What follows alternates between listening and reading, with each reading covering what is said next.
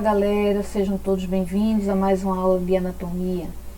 Nos dois vídeos anteriores, iniciamos a aula de introdução à anatomia com alguns aspectos importantes para compreendermos antes de iniciar o estudo da anatomia. No primeiro vídeo falamos sobre a história da anatomia, no segundo falamos sobre alguns conceitos importantes da anatomia, bem como sua divisão, nomenclatura anatômica. E neste vídeo iremos falar sobre a posição anatômica, os planos de delimitação e secção, os eixos e os termos direcionais de relação, posição e direção. Tá bom? Então, uma coisa importante para iniciarmos o estudo da anatomia é sabermos a posição anatômica. É uma posição utilizada como referência para descrever a localização das estruturas anatômicas. Então, essa consiste em posição ereta, de pé, com a face voltada para frente, os braços, os membros superiores, estendidos e junto ao tronco, com as palmas das mãos voltadas para frente e com os pés juntos.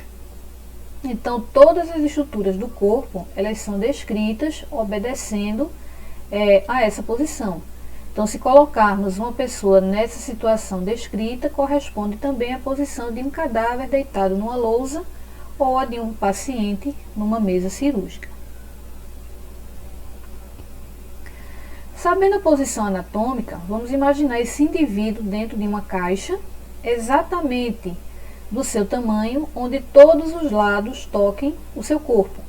Podemos dizer que esses lados da caixa que tocam o corpo são o que chamamos de planos de delimitação.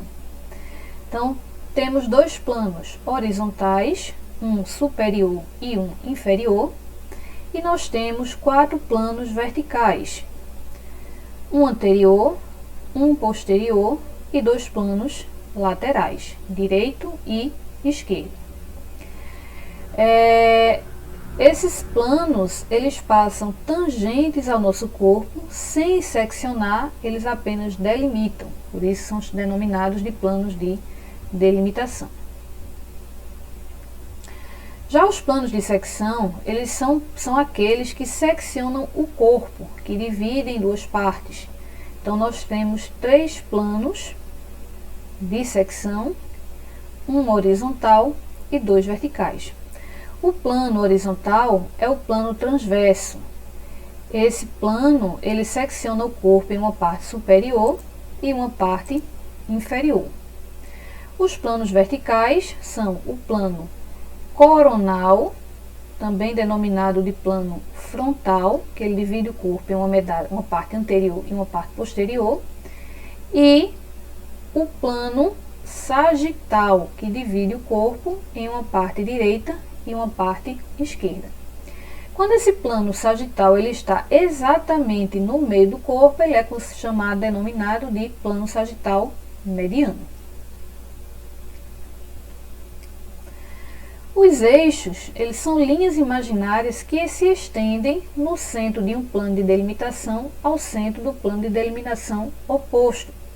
Então, os principais planos, eles seguem as 3 direções ortonais, que são o eixo longitudinal, também chamado de crânio caudal. Então, ele vai do plano de delimitação superior ao plano de delimitação inferior. Nós temos o eixo sagital, que ele vai do plano anterior ao plano posterior, também chamado de eixo antero-posterior. E nós temos o o eixo transverso, também chamado de látero-lateral, e ele vai do plano lateral, atravessando o corpo até o outro plano lateral.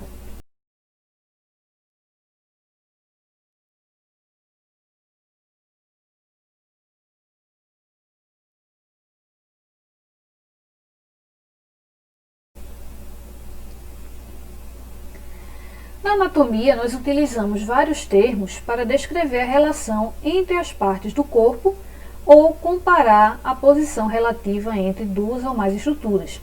Esses termos são termos direcionais que podem ser de relação, de posição ou de direção. Esses termos, eles sempre levam em consideração a posição anatômica para descrever ou comparar as estruturas e leva em consideração a proximidade com os planos de delimitação. Então, nós temos o termo anterior, ventral ou frontal, que quer dizer que uma estrutura ela está mais próxima à direção da frente do corpo ou mais próxima ao plano anterior. Nós temos o termo posterior ou dorsal, que significa na direção das costas ou traseiro, ou ainda que está mais próximo ao plano posterior. Nós temos o termo inferior ou caudal, que significa que algo está na direção da parte inferior do corpo, ou mais próximo do plano inferior. Nós temos o termo superior cranial, que significa que algo está na direção da parte superior do corpo.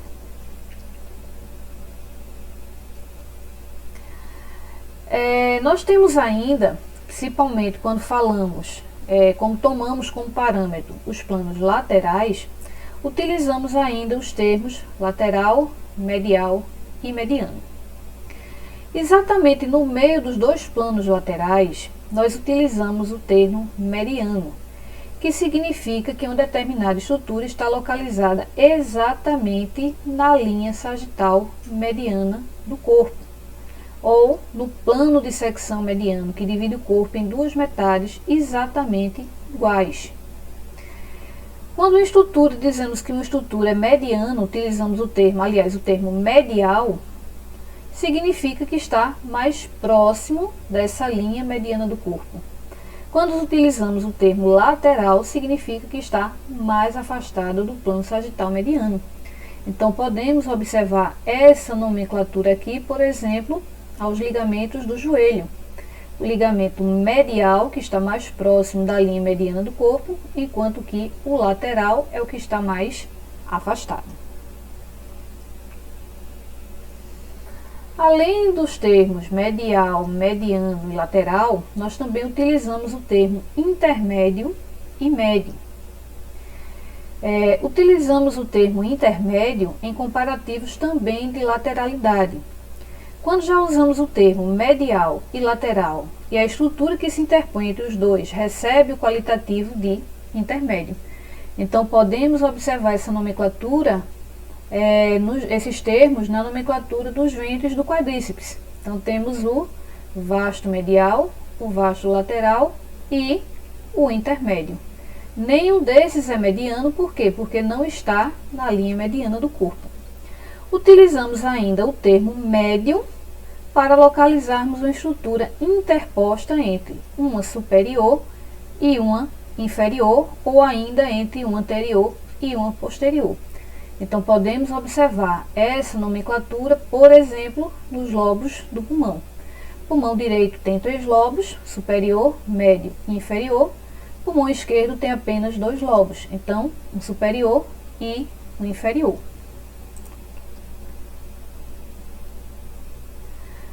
Para os membros, utilizamos ainda os termos proximal e distal. Proximal quer dizer que está próximo à raiz do membro, e distal, afastado dessa raiz, longe do tronco ou do ponto de inserção. Então, podemos observar esses termos utilizados na nomenclatura das falanges, dos dedos. Então, nós temos a falange proximal, mais próximo da raiz do membro, e a falange distal, mais distante. Quando utilizamos o termo proximal e distal, se tivermos ainda alguma estrutura interposta, nós utilizamos o termo médio.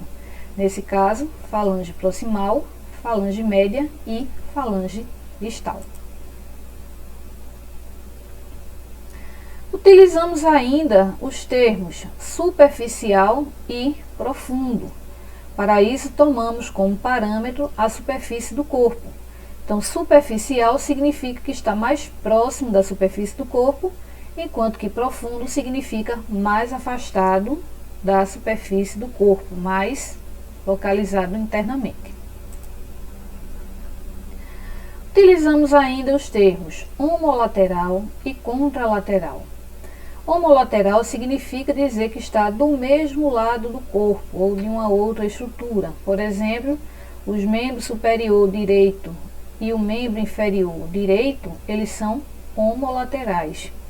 Já o termo contralateral significa do lado oposto do corpo ou do outra estrutura. Podemos dizer que os dois pés, eles são contralaterais. Um está do lado direito e o outro está do lado esquerdo. Podemos observar que o corpo humano, ele é construído seguindo alguns princípios fundamentais que prevalecem para os vertebrados.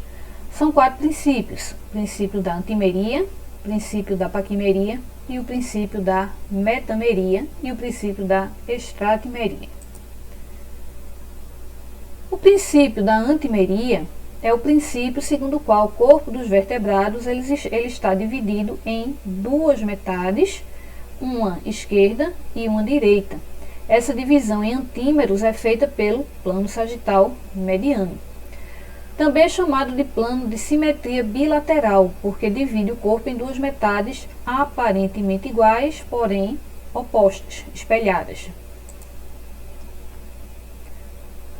O princípio da paquimeria é o princípio segundo o qual o corpo dos vertebrados está constituído por 2 tubos denominados de paquímeros, sendo um paquímero ventral ou visceral, porque aloja as vísceras, e o outro dorsal ou neural, porque aloja o sistema nervoso. Então, essa divisão em paquímeros ela é feita pelo plano frontal ou coronal. E o paquímero dorsal aloja o sistema nervoso, enquanto que o paquímero ventral ele vai alojar as vísceras.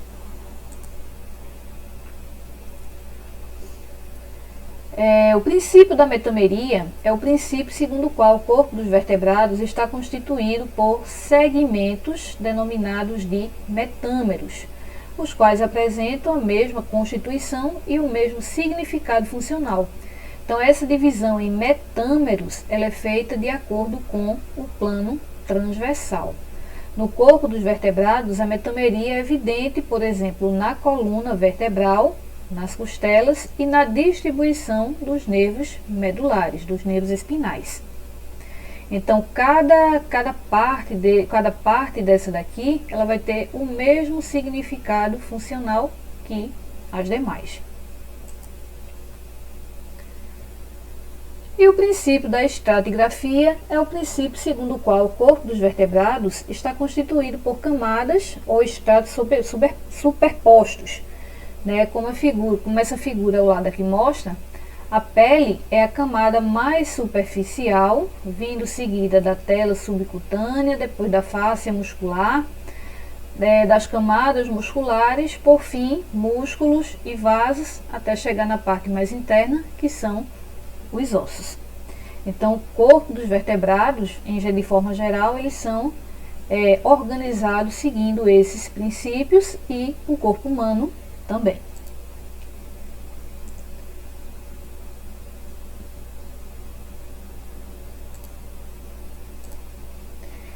E para finalizar essa aula de introdução à anatomia, eu gostaria de homenagear a peça fundamental para o estudo da anatomia, que é o corpo humano.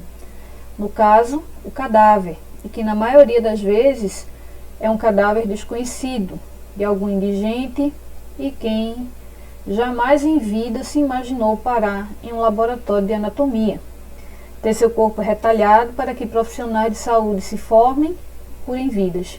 Então aqui eu deixo para vocês a oração ao cadáver desconhecido. Ao curvar-te com a lâmina rija de teu bisturi sobre o cadáver desconhecido, lembra-te de que este corpo nasceu do amor de 2 almas, cresceu embalado pela fé e a esperança daquele que em seu seio o agasalhou, sorriu e sonhou os mesmos sonhos das crianças e dos jovens. Por certo amou e foi amado, e sentiu saudade dos outros que partiram. Acalentou a manhã feliz e agora jaz na fria lousa, sem que por ele se tivesse derramado uma lágrima sequer, sem que tivesse uma só prece. Seu nome só Deus o sabe, mas o destino inexorável deu-lhe poder e a grandeza de servir a humanidade que por ele passou indiferente.